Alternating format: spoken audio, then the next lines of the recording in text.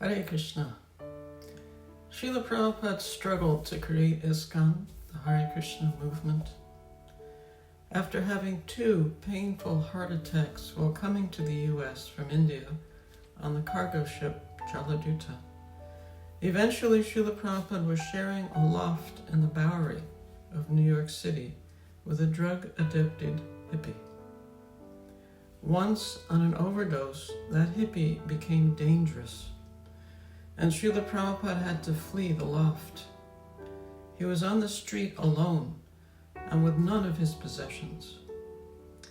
Then for several weeks he shuffled between staying with acquaintances, none of whom were vegetarian, none of whom were celibate, and none of whom were drug-free. Finally, they located and rented the 26 2nd Avenue Matchless Gifts storefront, and Srila Prabhupada had a base. The monthly rent was $176 US, but Prabhupada had no steady source of income. In the Srila Prabhupada Lilamrita, Satsvarup Maharaj describes the move from the Bombay loft to the East Village storefront. And I quote, "It was time to move the Swami into his new place. A few friends who were on hand accompanied the Swami over to the Bowery loft. Maybe they weren't prepared to become his surrendered disciples, but contributing toward the first month's rent and volunteering a few hours of work to help set up his place were exactly the kinds of things they could do very willingly. At the loft, they all gathered up portions of the Swami's belongings, and then they started on foot up the Bowery. It was like a safari, a caravan of 6 men loaded with Prabhupada's things. Michael carried the heavy Robert's reel-to-reel, and even the Swami, Srila Prabhupada, carried 2 suitcases.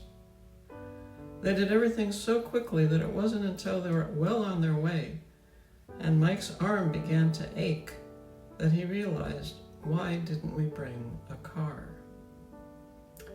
It was the end of June, and a hazy summer sun poured its heat down onto the Bowery jungle.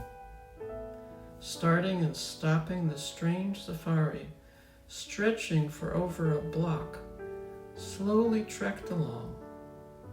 Prabhupada struggled with his suitcases, past seemingly unending rows of restaurants, supply stores, and lamp stores, between Grand, Bloom, and Spring streets.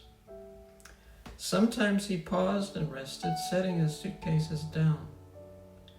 He was finally moving from the Bowery. He was moving there without any prospects of paying the next month's rent." End quote.